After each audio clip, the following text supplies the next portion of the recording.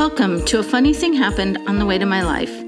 This is the place to be for stories to inspire and uplift when life doesn't go according to our plans. I'm Laura Muirhead, your host and the reigning queen of A Funny Thing Happened on the Way to My Life.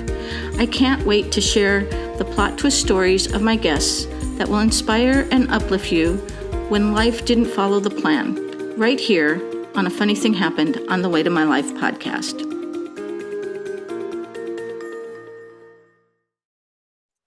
Hello and welcome to this episode of A Funny Thing Happened on the Way to My Life. I'm your host, Laura Muirhead, and I am so thrilled to be joined today by my friend, the colorful Kristy Iris. Now, Kristy has been a guest on my podcast before.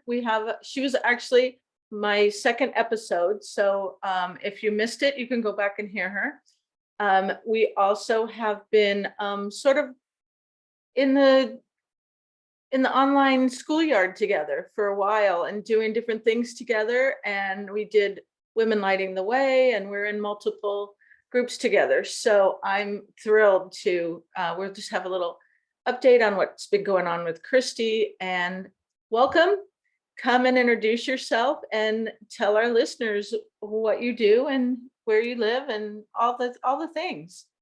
Thank you, Laura. Oh my gosh, I'm so honored to be back. Yes, to have been your second guest and to be coming back. And you mentioned that when you said well, what's happened since the last time we talked? Oh my gosh, yes, so much has happened. And yet I still my heart and my work is still in the same direction. So it's interesting how much some things of life can really change and other things, can be very solid for us. And given how scattered my brain often feels, I'm kind of amazed at how I have stuck with some of the same things my whole life. So that being said, if you go to episode, I guess it's number 2, you can hear a lot more about my background. I was a theater kid and always wanted to help people more. And I became a costume designer and also have done set design and lighting design and special event design. And I found a calling to help people by translating that into a way of helping real people instead of creating make-believe worlds for make-believe people. I now live to help real people look at how their homes, their settings are telling the stories of their life and how to kind of take control, how to be empowered to look at our home with new eyes and claim it as something, I think, magical for us. I think we've lost this sense of magic and support that our homes can be. I think, there's, especially for women, patriarchy has really brought our homes to become these burdens of responsibility, of the upkeep of our homes, of the mental, the physical, the emotional loads that we carry to keep a home going is just exhausting and demoralizing in some ways. And it just, we're consumed with that. Just freaking keeping the kitchen clean, is is a lot. And so I feel like I don't want to say we've lost it. At some point we had it, because I think it's more of an innate, we lost it thousands of years ago, this sense of how magical and supportive our homes can be for us. So that's really a lot of my work, is about the many layers that our homes can support us, both through as a healing modality, as a creative medium, as a tool for manifesting and transformation. And this system, this process, I'm very excited. I didn't talk about this last time, and I named it Fizome. So you Fizome your home, you can fizz your biz, you can have kids that are fizz kids. It's a fizz world. And I guess, even talking about that's me holding it back and having a whole journey with that name and giving it a container, this body of work that I've created, because as somebody helped me realize, like, oh yes, it's what I do is really an alternative to feng shui, to other traditional, more Eastern minded ways of connecting with our homes, which one client said to me, well, I never was that interested in feng shui because it's an Eastern philosophy, which to me is much more of a collective consciousness of this is how we do things.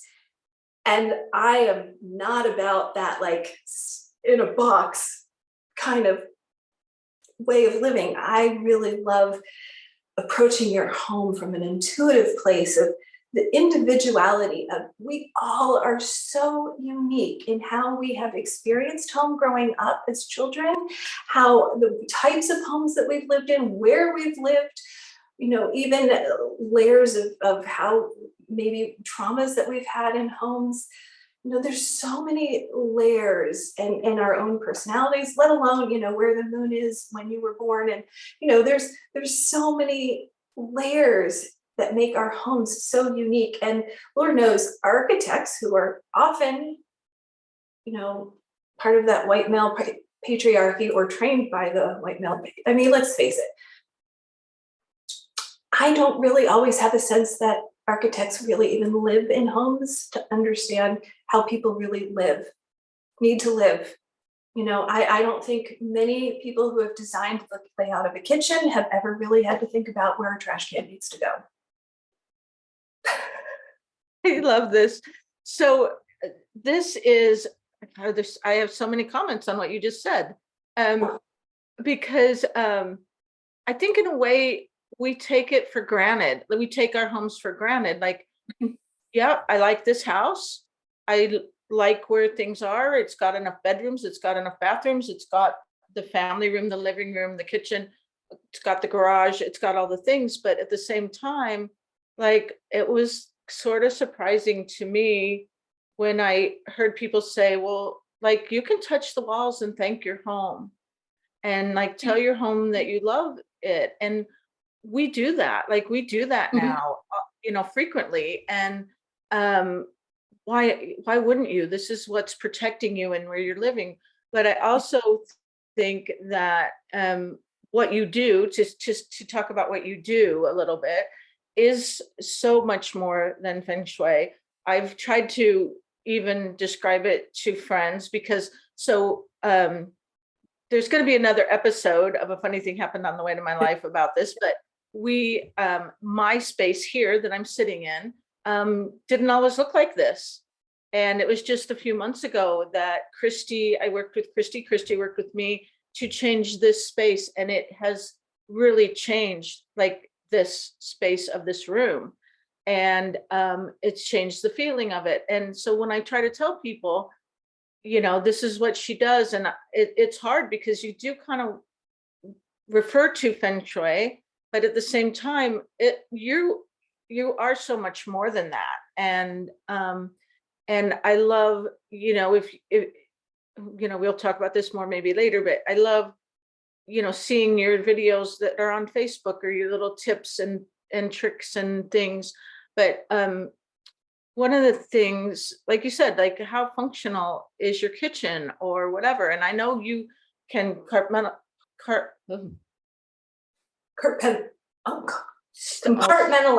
Yeah, neither one of us can say it, but that, and work on just different rooms with people, or you can go bigger. But I love one of the funny things that happened to you last year was the hurricane in Florida. Mm-hmm.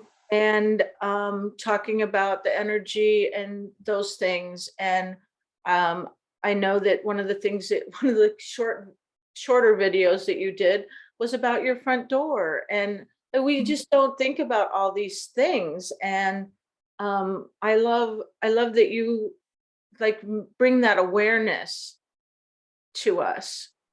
And then, you get bedrooms, kitchens, living space. So it is, what you do is much bigger and much more magical than what you can just say like, you're not even just feng shui on steroids. I don't, it's just way more than that. It's hard to to put it into, like you said, into a box. It's not.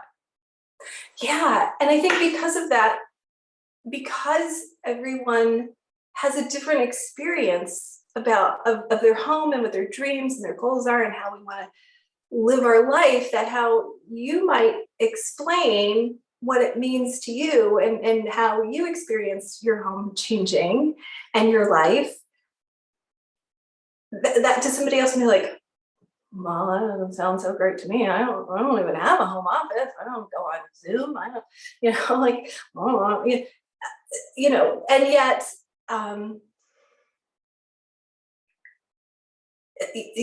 so, it's one of those things of like, sometimes just gotta experience it. And I guess I just need to keep talking about it because there are still, even though we're all so unique, we all have, like, I've been doing this for, I think I realized, like 23 years, which makes me feel kind of old to say, but at the same time, it's like, well, dang, girl, you know what you're talking about. Because I have, between working with one-on-one clients and teaching classes and working with students, I have worked with thousands of people, and there are commonalities, but I'm always quick to say at the beginning to say there are always exceptions to the rule. Like, I love this one exception. I was talking about using our front doors and how important that can be because, our front door is a place that is designed to receive the energy of our home. So just even that, the energy flows into our home and using the front door, and it's usually designed for guests. So when we enter the front door, we are entering our home. We are transitioning from the outside world to our sacred, safest place in the world, hopefully.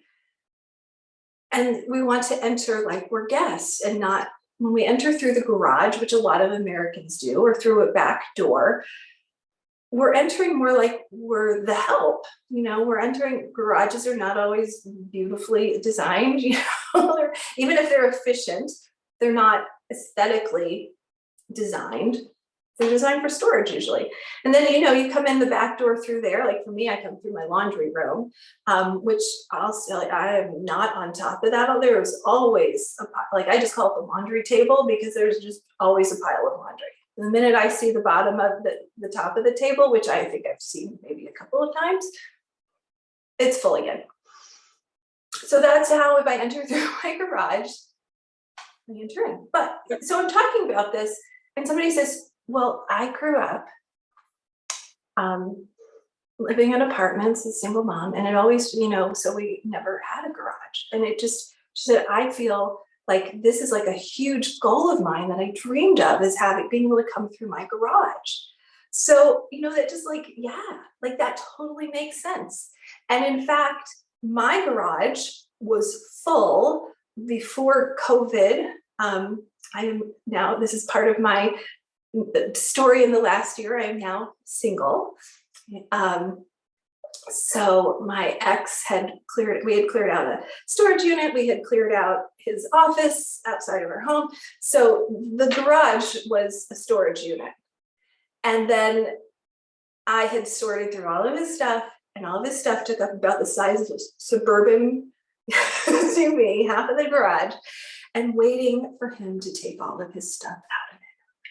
So when I finally could park inside the garage, it was it's still a celebration. And here in Florida, it's very hot. It's, half the year it's raining.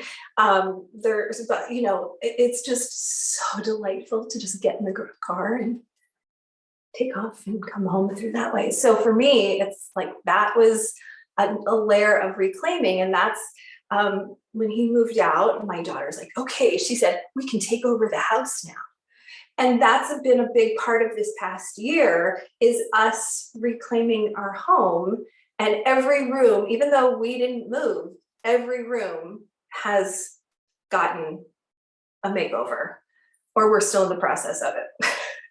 And when you do that, I mean, I know I've heard a couple of the stories of, how you move some things around in the rooms, but you and your daughter both have had incredible energy, either releases or unexpected things that came up when you did something, I'm going to say, as simple as move a couch, even though it sounds simple, but obviously it's not. Yeah. Yeah. I know you've heard me. Can I tell the story of my couch again? Yeah. So the couch, that was like, well, I'll even start by saying I have worked with many people over the years, clients that have, after they've gotten divorced, or separated, have split up from a long-term relationship. And the one thing that I noticed consistently was those who moved out and pretty much left everything had such a freedom and were really had like left the relationship, had left so much and were so much freer to move on to rebuild their lives. Where those who stayed in the house with all the stuff were still really stuck with all the stuff internally and externally. So it just, with the housing market, and I live a mile from my daughter's school, it just made a lot more sense for her and I to stay here. And so I knew I had to double down on reclaiming this home and really transforming it, because there were also a lot of things, for kids, it's not that easy to just change everything. It's, and I wasn't even in a place financially that I could like just go, all right, I'm getting rid of everything and I'm going to buy everything new. That just, so like one of the things, there are some things that it's like, oh no, I can't even transform this. Like that's gone. But there were some things like our couch, which I call the cuddle couch. And I really transformed that. It's a huge couch. It's like the size of a twin size bed. It's big and it's got big cushions on the back. It's very cushy. And for me, I've had some beautiful experiences with girlfriends sitting and cuddling, and pouring our hearts out. A friend, it really, I think, started to transform for me after I had a miscarriage, and a friend came over and just held me while I cried on the couch, which felt like forever. And so that to me, I could claim that easily as our own and not feel like it had all these strings attached to it. But the way, I had put it out in the middle of the room so that we could see the front door, we could see the TV easily. And I just felt like we both kind of felt like we literally needed a different way of seeing things. Like we needed a different perspective. So we decided we were going to move the couch around. And as we're doing it, it stirred up the pot to a point where we were yelling at each other. I mean, I am embarrassed. Like I even said at one point, like, well, you're just acting like a spoiled brat. I mean, I was like I was yelling. I mean, I raised my voice enough because I need to remind her like 5 times, like, did you feed the guinea pigs? Did you feed the guinea pigs? And finally I'm like, did you feed the guinea pig? There's a difference between that, like I have repeated myself too many times, and like literally just being, so it just stirred up all this energy. And she goes into her room and slams the door, and I'm like in the middle of moving everything around. And I think if I hadn't had that consciousness, like we need to just keep going through this. This is not because I think for a lot of people, even me at a certain time, I would have thought, oh my God, I got to put everything back. Like clearly this is causing some pain. Clearly this is not a good idea. But knowing that it was just stirring stuff up, I proceeded. I got out of my back, because couches, a lot of stuff gets caught. You got a kid, you eat popcorn on the couch. It's kind of, I've never rage vacuumed anything, but I rage vacuumed. That couch has never I got all my frustrations. Yeah. And, and then and then I went back to her, we had a good cry together. I apologized. I think she probably apologized too, but, we just came back together, and it's been there. And, it's interesting. We shifted the energy, and a week later we manifested a week-long vacation at the beach. Oh my gosh. How cool Which is that? Yeah. Which is, it's one of the things I have to admit, I have been hesitant I talk about the results that happen when we do this, because I have found in the past that sometimes people are like, well, nothing's happening for me. I'm like, well, tell me about that. Well, what about that? And it's like, oh, well, things didn't happen the way I wanted them to. oh, because we sit here and we go like, this is what I want, this is what I want. And we miss all these amazing things falling around us because it's not this, definition of what we had. And it's funny because my parents have a timeshare and it's during on Siesta Key, which is near where we live. And it's in May, so it's during school now for her. So she didn't get her whole beach week that she's always gotten. And she was very upset about that. I let her take a day or two off from school to stay home at the beach. And we stayed at the beach, but I still drove her to school 15 minutes. So she's like, I didn't get my beach week. So that kid manifested herself another beach week in July. And a week later, like that just opened up. And that's amazing things. And I would often say, like, things start to shift often when people just like book an appointment with me. They're like, well, I wanted to talk to you about this, but it already started to happen.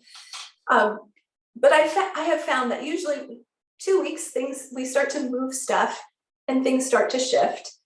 And usually within 3 weeks, there are 3 months. I found like sometimes that's what it takes for things to align. And I remember I had a client and she wanted to move.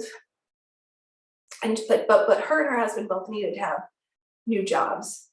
And she called me about 6 months after he came, and they had adopted a baby also, and the process of that. So the adoption went through. And then she said, you told me up to 3 months. And I waited because I saw other people got stuff. She said, but would you believe 3 months to the day, we both got the dream jobs that we had both wanted. And I had this vision of a yellow house with a picket fence, and we found it and we made an offer and it was accepted. Like it took exactly 3 months. She goes, I even went back and I counted, like it was like some things, it was 3 months to the day. So, that's one of those things where, there's so much magic that happens when we start to have this alignment, which, you stop and you go like, well, yeah, like, where are you going to manifest a better life? Living in a junkyard or a flower shop? Yeah, really. Like, yeah, like let's be aware of the space that's around us. And yeah, when you love your space, I mean, when you really do, like I said, this is a topic for another podcast, but like this room was just an afterthought. And Mhm. now I love being in this room, and everyone who comes into this room loves it. But again, it's a topic for another episode. But it is true, or I haven't I intend to work with you on other areas in my house, and I haven't done it yet. But like even just seeing some of the stuff that you talk about, um that you work on with people, that I know recently you were posting about bedrooms, and I Mhm. was like, it just brings an awareness. It still brings an awareness, whether of, oh, yeah, is my bedroom comforting and calming, and do I want to go to sleep in it, or is it overstimulating? And yeah, I mean, so all these things, and that you talk about, and that it's not just shifting, like even the couch, you didn't Right. just move your couch, you shifted the energy, and you know Yeah. it in yourself and in your daughter and in your home. And who knows what you're all angry about, and maybe some of that was the releasing of your ex, of Mhm. like, yeah, we need to release some of that. We're still upset about that, and we haven't expressed it yet. Whatever it Right. is, there's so much. Yeah. Yeah. Yeah. And one of the things that's really has started coming up, that I'm realizing, and I'm working with Sarah Marcotte. She, she has some real genius and heart and healing magic around trauma. And what comes up so often, and you and I have talked about, the trauma that happens in our homes. And another thing I've started doing is actually writing my book, Fizome Your Home. So, and I was posting also. I've had a little pause on that, but I'm excited. I was posting videos about what I was writing about. I think that's all on my website and my YouTube. It's on my YouTube channel also. And writing is like, I was writing thinking like, I need more help. Like I see, and I know I have some tools to help people work through the trauma that comes up, but I want to be able to offer more. So Sarah and I have started in a very gentle and feminine way of exploring what that looks like, healing the trauma around our home, because it's just not addressed. And you think about like, how many people go to therapy and they work on all this stuff and then they come home to a home that is triggering all the stuff they're working on healing. Well, and like you said, when the person who moves out of the house moves out, and sometimes maybe both of you who do or can, but I would say it's pretty frequent.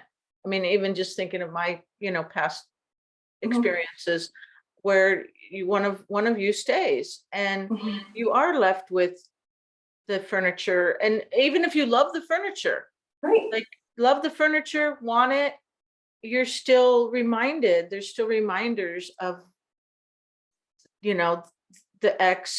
the experiences, whatever you had together. And, sometimes you can maybe, buy that new kitchen table or whatever it is that will help bring more joy. But yeah, I mean, I think, or even painting, like, okay, let me paint. We bought a house. Dan and I bought a house, the first house that we owned when we were married here in New Jersey.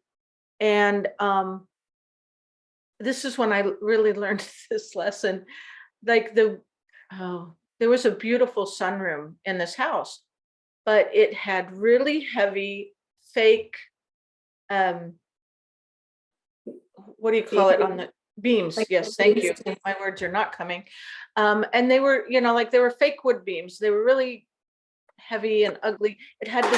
What it had was this gorgeous window, huge, beautiful window that overlooked out onto a lake, a reservoir, a lake that was behind the house. The walls were baby poop brown in that room.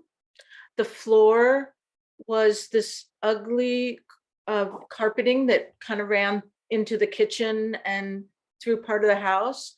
And at that time, I still lived in Chicago, in the Chicago area, and I commuted back and forth, even though we were married. And so Dan would do these projects while I was gone. And he did the sunroom, and he took out the fake beams and he painted the walls yellow, and he made sure the trim of this beautiful bay window was white, and we put in wood floors. OMG, completely different room. And it had the joy that it needed to have. Like, it was such a beautiful room. In fact, Dan will probably tell you that we bought that house because I walked into that room and was like, I want this house. And so, yeah, there's so much to be said for paint. Like, paint goes a really long way. Yes. In my view. Yeah. Oh, yeah. Well, paint is color. It's a vibration. So you're literally changing the vibration of a room. And it's interesting because sometimes it takes some adjusting. I've had quite a few clients who have often wanted to go to some kind of red in a room. And, we find the right color, the right shade. And then I get a call as they're starting to do the wall. And it's like, this is too much. I can't do it. It's too much. And it's almost like a script. Like, I feel like there's a set script. Like, it's too much. I'm like, I know it's a lot, and it's a change in vibration. I'm going to remind you, you wanted to do this, and this is why you're doing it. This is your intention behind this. So I'm going to just suggest you go ahead and paint the whole wall or the room. And I said, look, I love to paint. If I'll spend 2 weeks with it, and if it does not still feel good, if it just does not start to feel good and you're not really getting the vibe of it, I will come and personally help you repaint the room. I will totally come and help. I have never had to go paint a room. Never. And so, I think, but adjusting to a vibration, Very powerful. And so, yes, paint. And now here's some things I love to do with painting. Before you paint the walls, you can write. We talked about this. You can write on the walls with pencil, all affirmations. You like, don't do it in Sharpie. That is very hard to cover. We did that as kids in my uncle's kitchen before. They were like, yeah, just go crazy on the walls. And everybody was like doodling, and we used Sharpie markers, and apparently that took. Now, granted, now there are things like kills that probably can cut, but still, just use, and you can even use if you have a colored pencil that matches your paint color, even that's good too. But writing affirmations, words, things that you really love. I mean, it's just, yeah, there's magic in paint. Like, yes. And I think that's something that people don't think about even when they're looking at houses to buy. They go in and they're like, well, I don't like that because that room is, whatever color. And it's like, paint, like have a vision, have just even a tiny vision. But let's, what else? You had other things that came up with, decluttering your ex, Mhm. your kitchen, you had other things that happened too.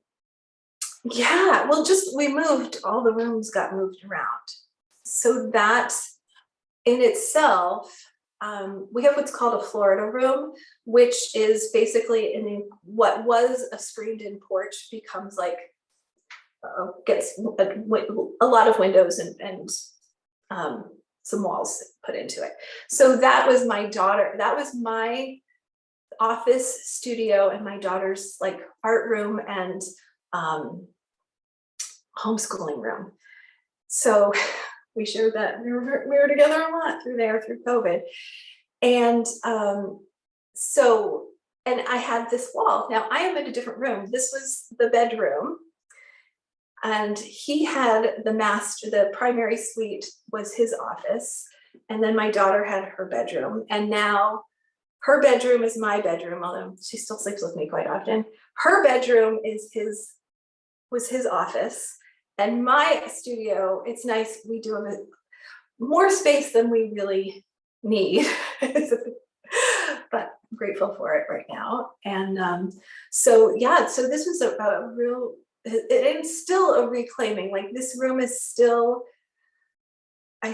still coming along, but it's been really powerful, like even helping my daughter move into that. And Sarah and I started talking about trauma stuff in the middle of December. And I noticed this was pretty profound for me. I noticed I wasn't pulling out the Christmas decorations, like all of our holiday, we celebrate Christmas, Hanukkah, solstice. I'm like an equal opportunity celebrationist. So I wasn't pulling out I've been an event planner, like the designer, like I know how to decorate. Like this is a thing. I like to get that. I feel like the house likes to get all bougie and put we've got some blow up things we put in the front yard, And I wasn't doing it. It's the middle of the month. And I'm like, what is going on? And then I realized, last holiday season was when things really started it was bad. It was very challenging navigating that time with him. And there were things, we were together for 17 years. So there were things I had made. One year I wanted to get a tree topper and we couldn't agree. I wanted an angel and he's like, I want something else. And he wanted some kind of, anyway, and he loves penguins. So I ended up taking a stuffed animal penguin apart, like pulling out the center. And I did a really good job. I put a tube from a paper towel roll up the center and a little base in it and restuffed it and hot glued it all together. And then I put little angel wings and yeah. So that was our topper, like my daughter's whole life. I'm just this is just cracking me up because I can't say what I'm thinking about the penguin that you took the stuffing out and put a tube inside of him so he would sit on the Christmas tree. But I love that you were I mean, this is the creativity that Kristy brings to the table. Like, if you want a penguin on your tree and you want it to be an angel, we'll do it. Kristy's got you. So I'm sorry, I'm just really cracking up over the image of this penguin with the tube, and I apologize. Go ahead. No, and I have to say, like, that was something I made for us. And then I thought about, every year, she and I would decorate the tree and he'd come out and lift her up and she'd put it on the top of the tree. And it was like, oh, I was really, worried about, like, I just couldn't put it on the tree again. I couldn't.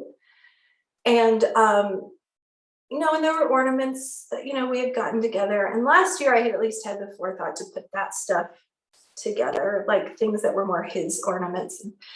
But I realized, like, all of this, I had worked through a lot of the stuff that came up around that time. But the decorations was like, oh, like the physical, like truly coming back into creating the same kind of space that we were in when that happened last year. It was really hard.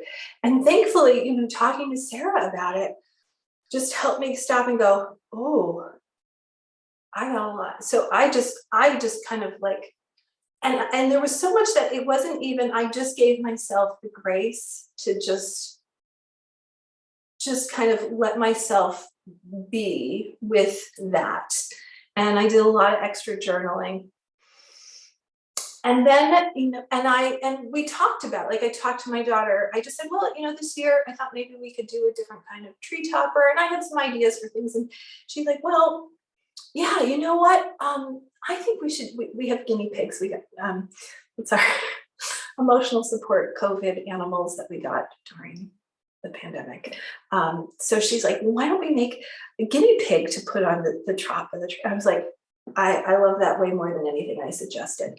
So, we talked about that. Honestly, we never got to it. Our tree never had a topper. And you know what? It was perfectly okay. And we'll probably do it for next year. And it's okay. We were totally fine. Like, but we talked about, like, knowing like Christmas is going to be different for us this year. So how do we want to do that? And talking it through with her and realizing, like, this year, I gave myself the permission for past year to just be challenging. Like, this is our transition year. And honestly, I have not put all the decorations away yet, because I had COVID right after Christmas, or right after the new year, when I was going to put the stuff away. And I'm just coming out of it this week. So my living room, it is the end of January, and my decorations are still sitting out because I want to sort through them. Because next year gets to be the empowered year. This year was our transitional healing, figuring it out. Next year is going to be our time, and we're really going to get to create. We've already started creating what our holidays are like for us. And it ended up being our holiday time was beautiful. And a lot of it was, because I had just surrendered beforehand and we talked about it and had a plan. And, I just want next year to be a lot more magical, because it'll be that much more empowered and not have all that. Maybe the more stuff might come up next year, but still. So I have surrendered. Like, my dining room table still has a lot of decorating. It's just all there waiting. The bins are waiting. They'll blow up koala bear and dachshund with the rainbow scarf that go on our front yard, still in boxes, in their cute little boxes. And so, I'm giving myself, but I think, there's another level of being ready to declutter that emotionally. And I have been making videos. I have not edited them. They are still trapped in here. But at some point, I or somebody else will edit those and I will be able to share it. But I have documented my process of reclaiming my home. So Yeah. Yeah. So the holidays, I mean, that just brings up so Yeah, much. it really does. And uh, I'm with you on this one because, you know, uh, the expectation is for the holidays to be this magical time, and it frequently isn't. And I love that you're giving yourself, this the space for this, because, like, for me, I have a lot of ornaments that were my kids when they were little, and I love to see those. So, the stars with the glitter everywhere and the stickers on them, and maybe some swirly things hanging down that they made in kindergarten. And like, I love to see those. And I love those memories. But then at the same time, there are holidays. There were a lot of experiences over the holidays that didn't necessarily feel that great. And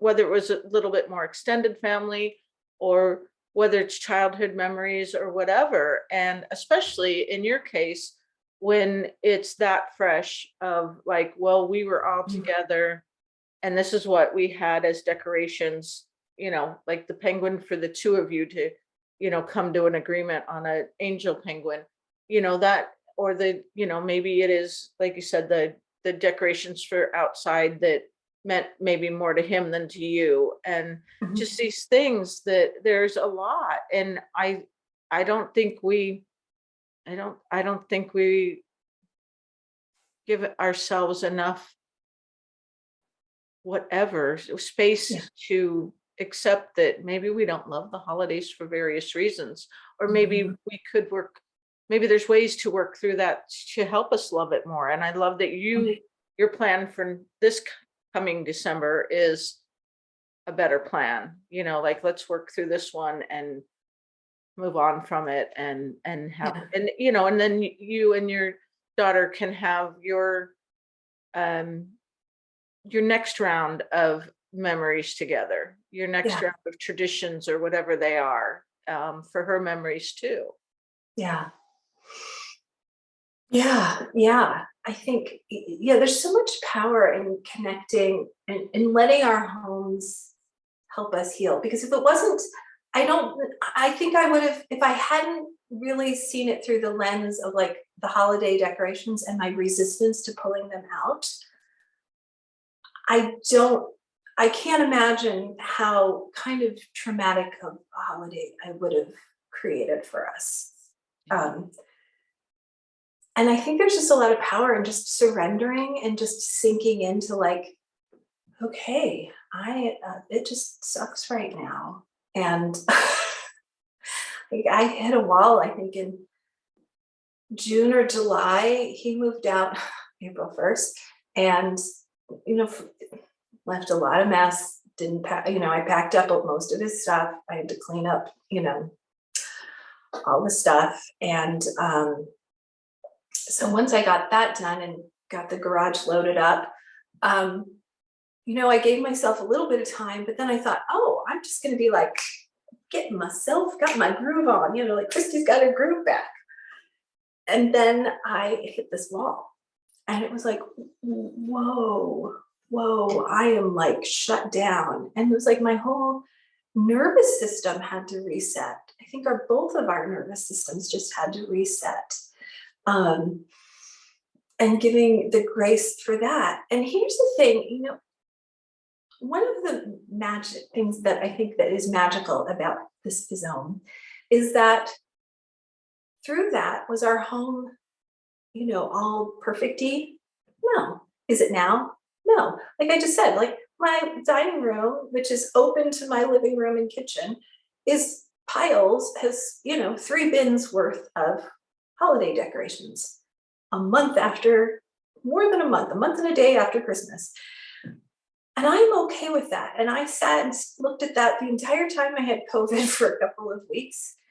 And I didn't feel bad about it. It didn't define who I was. And because my home is so aligned with us, that there's so many other things that lift me up and pick me up as I look around. Like Azaya and I just did a vision board retreat on how to create a vision board. She has that beautiful process, and then I did it on how to use it in your home. And we recorded it, so it'll be available when we get it.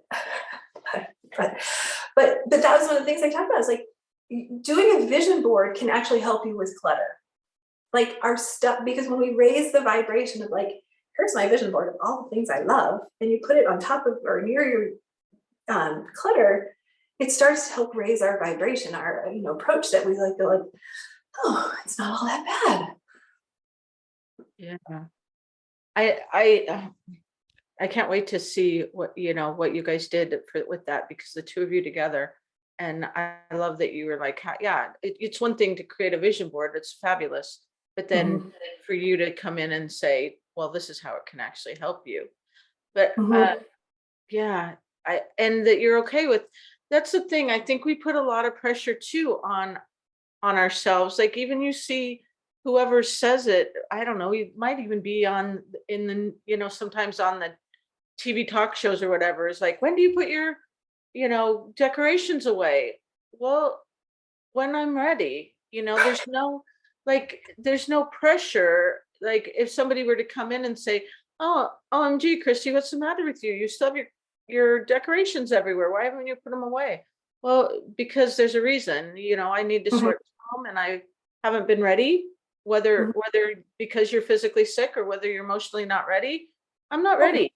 I'm not ready. And you have to have it all together to deal with that. You have to be ready. Yeah. Yeah. Yeah. I think it's such a good point. And there's been so many things, over the years, I was like, I'm so resistant to that box, to that thing. And then you go through it and you're like, oh my God, I didn't know that thing was in there that was going to trigger all of this emotional stuff that I wasn't ready for. Sometimes it's okay to just let the clutter sit or put it away. I think one of the important things is I love what I call a fizz point. The first thing you see when you walk into a room, we've talked about this, is like helps you set your intention, shift your mind and your energy into what the purpose and energy of that room is. So if the first thing you see when you walk into the room is clutter that feels really emotionally charged, well, then just put it in a closet, stick it under the bed, put it behind something, move it to the basement. It's okay. You'll get there when you're ready. Yeah, just get it out of the way so you're not being triggered every time when you see it.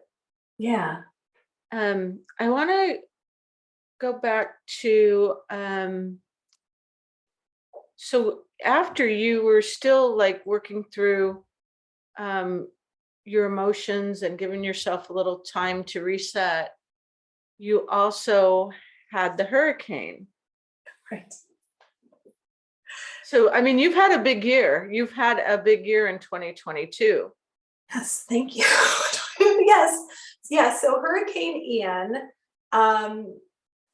came through the end of September, which is very rare to have a hurricane that late in the season. Usually they come, beginning of September. And just preparing for that. And first of all, I'm doing it, alone, which in some ways was delightful.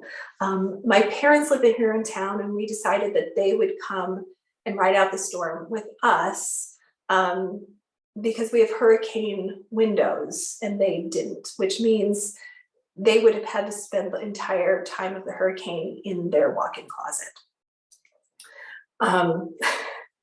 So, and my parents, they're healthy. They're like, they got a little bit of Energizer Bunny in them. They're always doing stuff. But I still was concerned about them because, if there is damage, there's an aftermath, and I wanted to make sure that I could, make sure they were okay and have my kiddo. And one of the things I talk about, I talk about is energy flow, that we naturally feel more aligned and clear when we can move in a clockwise direction versus a counterclockwise direction. And stores know this. I actually learned this first and foremost by reading about how Walmart's and Target's stores are designed to make you buy and the ways that they do that. And we know that they sell more stuff. The high-end stuff is at the eye level, and stuff on the end caps sell more, at the end of the aisles. But grocery stores and Walmarts are designed to make you feel foggy, so that they're designed so you go counterclockwise, because they know that if you are a little disoriented, you will spend more time, and Walmarts in particular want you to kind of get lost and find more stuff and buy more stuff and spend more time there. And grocery stores are the same way. They're all designed usually for you to go counterclockwise. So you spend a little more time, you're not making your, you come in, you're like, I'm getting these 3 things, and you leave $300 later. Now, Targets initially were all designed to go clockwise, because they knew that their clientele had a higher income and had less time to just spend wandering around the store. And they knew it's Target. You're still gonna buy a lot and come back often. I noticed around 2007, 2008, when the recession hit, they started redesigning Targets so that some of them, they completely redesigned so that you had to go counterclockwise. So I know, I'm thinking about my Targets, because I love Target, and I used to call it like the $100 store, because like, if you can get out of there for $100, good luck, because it's always like, oh, I need this. And the ones that most of the ones that I know of go clockwise, but I can think of a couple that go counterclockwise. Mm-hmm. So super interesting. I love this. Yeah. So when you're going shopping, go against the grain and just go to the left, come in the store and go counterclockwise. And because you're going to feel more clear if you can. And just being, it's about awareness. And so much is like, it's just about awareness of making those choices of how you flow. So hurricanes flow counterclockwise. And it's interesting. We were on what's considered the dirty side of the hurricane. Hurricane Ian was like not a normal hurricane. I've lived through many hurricanes, and living at the Jersey Shore, I've lived through nor'easters and hurricanes. But this one sat, at one point, they thought ahead of time it was going to be coming north of us, and it ended up coming, I think, on a Wednesday. But kids up north of us in Tampa even had school off on Monday to prepare. So they were all prepared north of us. And at some point, they said it was going to come through where I live in Sarasota. They do say that there's that the Native Americans blessed this area, and that hurricanes never have a direct hit here. Our beaches on Siesta Key the sand is quartz crystal. It's 99% quartz crystal. So there is an energy vortex about that. Yes, the sand is amazing. Come visit. It feels like velvet, and it never gets hot. Not like the Jersey Shore. The sand can get really hot. So it ended up hitting about an hour, 45 minutes south of us. And it was, as most people have seen, it was complete devastation. And I tried to kind of share about that. I was encouraged, because people were like, I don't know what it's like to live through a hurricane. So both Facebook and I think YouTube, I was sharing some videos of like what's going on and that counterclockwise flow. It sat for 8 hours. I mean, we had winds, and I have a window right here. So we were able to sit and watch, and I have about 100 trees around my house. It's not a big property, but we have an entire side of Australian pines. Not New Jersey pines, or not New Jersey, not Florida pines, not American pines, but Australian pines. They grow very tall, and they have very shallow roots. So we were watching, and so the entire afternoon and into the evening, they're just watching clumps of the tree blow off. And I'm very connected to the land here, our property. There is an energy line that runs across the back of the house. And there are different energy lines that run through the earth. Many people have heard of ley lines. And energy lines also run through the earth, also where water runs, because it's how electricity water is a conductor of electricity. That's how you'll see sometimes people who dig wells, they'll have those sticks, or Native Americans would have the little Y stick, and you hold it. It's called dowsing, which I know how to do. So across the back of our house, we have a line, and there are 2 trees, or I can say now there were 2 trees, that both the grafted themselves together. So the branches would grow like this. There was an old oak tree we called it the grandmother tree.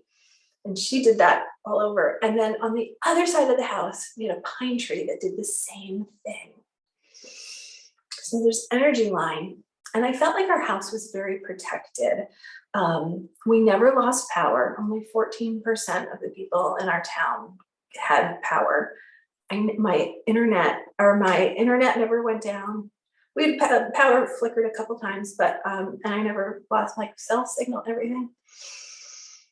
And I just felt like the house was really protecting us. After the storm, we had about a foot of 8 inches a foot of the pine needle. They're the long kind of pine needles in our driveway. It took 5 people an hour and a half to dig it out. It was like we had like 30 bags of needles. And it's like we decorated the whole neighborhood south of us. And here's the other thing, because we were on the dirty side, which is considered the backside of the hurricane, it's flowing counterclockwise. So the wind was coming from the northeast. You'd think, I live on the Gulf Coast, so it was coming up from the southeast, but it was coming. So after the storm, in the middle of the day, I looked out my window in the kitchen in the backyard, and one of the trees had fallen over, and it was on the power line that went into the house.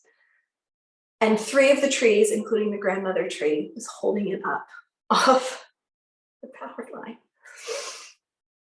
Somebody told me if that fell, it would have pulled the power box out of the house and the wiring out of the house. My goodness. Oh yeah, my goodness. I know. And then after the storm, I came out and I saw the next morning, because I went to bed at, we went to bed at like 9:30, 10 o'clock that night, because it had started around noon and the wind was still really, really intense. And one of the big pine trees had fallen over onto the house and hit the roof, which we still are waiting to get the roof fixed. There's a lot of blue tarps here. Now, look, the house is, completely livable. It was over the garage. That tree had to get cut. That tree got cut down. The one next to it got cut down. And last week, the grandmother tree had to get cut down. Mm. I know, Laura. I know, for the grandmother tree. She was rotting in the middle. She was dying, and her roots go under the house. So if she fell over, she would have ripped up a good chunk of the southwest part of the house. So after that, and that was actually when we came to look at the house, we were waiting for my ex to come, and she and I went around to the back. They showed us the yard, because the yard is very natural. We don't have grass here. We just have a lot of trees. We have a lot of just wild stuff, ferns and all kinds of stuff growing. It's quite fun. But it's not a normal backyard. And she climbed up in the grandmother tree. Like, we fell in love with the tree, and part of me was like, I need this, and then I need this house. Like, I need this land. And through COVID, we did most of our homeschooling in the backyard, with many little animals joining us. So at one point, we had 6 screech owls join us for about a week. They would sit like 6 feet above us. We had a little raccoon we named Daisy, who would kind of wander through the yard every afternoon. And a million little lizards. We have these little lizards that just run around like it's Jurassic Park. No alligators. Thank goodness, no alligators. Yeah, you have quite a magical house, and you were really fortunate, even though there was some damage.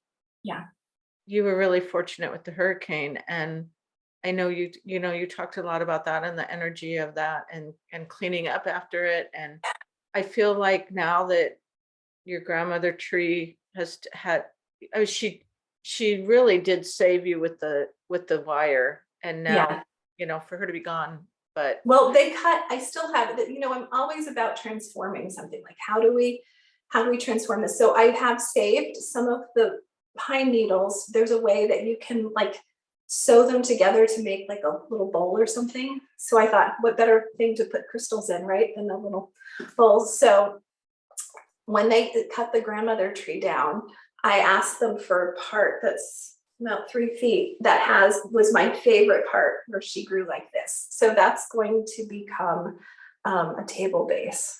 Oh, how cool is that? Really nice. That'll be Yeah. So, when something that you're so attached to, sometimes there's a way to transform it.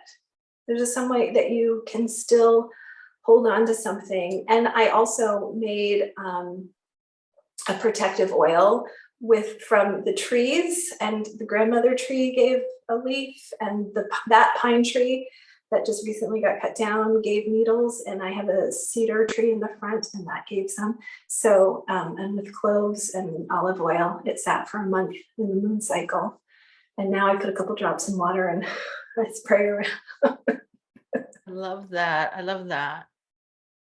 So you just had an incredibly, like, talk about transformational. You've had an incredibly transformational year.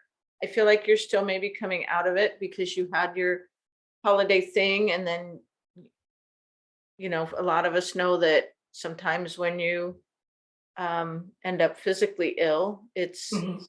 a lot of energy and emotional stuff that's still clearing out. Yeah.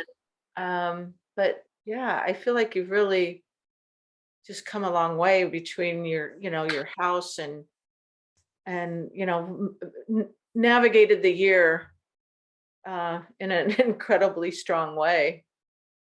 Thank you. Thank you so much for saying that. Because sometimes it feels like our one of our teachers, Joanna Hunter, will say it looked like they got dragged through the bush backwards. Like some days I'm just like, I feel like I just got dragged through the bush backwards, but Well, and that's the thing too. And I know you're really aware of your daughter and her energy, and you deal with her in a really, really great way. And she's, really a mature personality and soul. And so there's a lot to it when these transitions come up, and um, on personal levels, but also I love what you do as far as, obviously, with the house and the magic and everything that, I mean, you guys have moved all the rooms around. Like yeah. everybody's living in a different space, and everything's been changed around. And I think sometimes that's part of it too, where we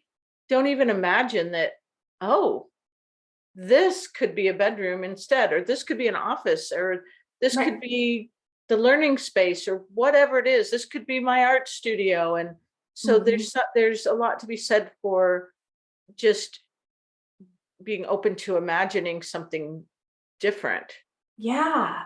Yeah. Like looking at the life you want to live and how can you make your home fit that. Like, how many people have dining rooms that they don't use them, and guest rooms that are used 2 weeks a year, and yet you want to start a business or meditate or do have a fabulous creative studio, and you have these rooms that you barely use. It's just, I hope as our lives evolve, that home design can become more aligned with what happens on the inside, and then outside. I've had this dream for a very long time to help design homes, and to do it with a family in like an airplane hangar with moving walls and furniture, and you bring the furniture in and put the furniture. Like, how do you feel best moving around your home? Where do you like? Are you a light sleeper? Well, then you probably don't want the bathroom right next to your bed. Things like that. Like, how do you live? So, how do we design a home for you? And then put the walls around it. And then create the house around the people. And then instead of trying to fit into a house that, I don't know, the person designing it really has a clue how people really need to live. Yeah, I love this because also I feel like this is just, especially here in the US, where it's just become sort of a standard of, here's a kitchen, here's a living room, here's a dining room, here's a what, oh, bedrooms over here, bedrooms upstairs, whatever. And yeah, if you, maybe people don't want it that way, or yeah, I love that you see things in a different way and can imagine it. And I think that would be an incredible thing for people to a way to design houses, like you said, like come Yeah. in and tell us how you live, and then we'll put your walls around that. Yeah. Because this is Um, one of my favorite things. I have worked with clients who are designing homes with an architect.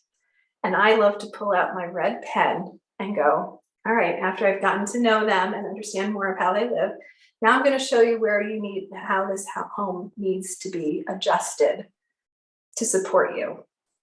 And did your architect ask you this? How do you sleep through the night? Like, where do you like to eat breakfast? and it's funny because I kind of like when you're saying that, I kind of connect that to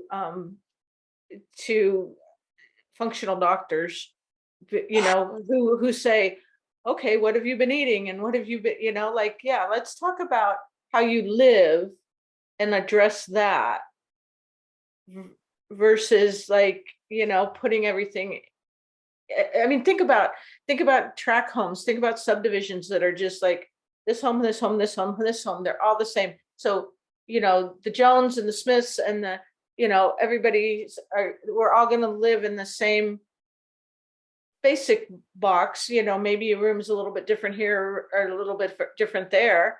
The facade on the front's a little different, but we're all living in the same cookie cutter home that we don't all live that way. We just No, don't. We no, just don't. And then no. if you don't, and it's so ingrained in us that if a house is different, like for example, and I don't know why this is this way, I don't know why it was designed this way. When you walk through our front door, our main bedroom is to the left. And then you walk down a short hallway to the kitchen, dining room, living area. For a lot of people, I mean, that's odd. That's odd for this area. It's really odd. But we still bought this house. Like it was still like, nope, this is the house we want. And actually, Yeah. to the right is technically another bedroom, but it's set up as an office, and it was set up that way before. So it's a different, and I believe that the people we bought this house from had this house built for them. Right. So for Yeah. whatever reason, but a lot of people might be like, I'm not going to buy that house with that bedroom there. Right. Yeah. Well, to me, that says like, well, they might have been elderly and needed a, bedroom right there in the front, like can get there, and part of me goes, well, if you think about it, it's like, it's the front of the house. There's a lot more energy that comes in. So then how do we slow that down? How do we make that more soothing? Because that's the first place that's getting energy. And regionally, also, homes are different. Like, there's not a lot of homes with second floors here in Florida because we have such a high population of elderly people. Yeah. So, and also, this is a sandbar. We do not have basements. Yeah.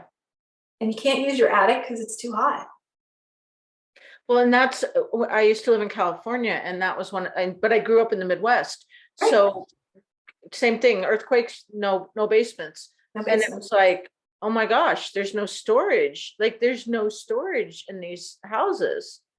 You've got your garage, which frequently then ends up like, being the storage area instead of being a garage. And I'm a big fan of a garage being a place where you park your car. So that, or the laundry room, it wasn't a laundry room, the washer and dryer were frequently out there.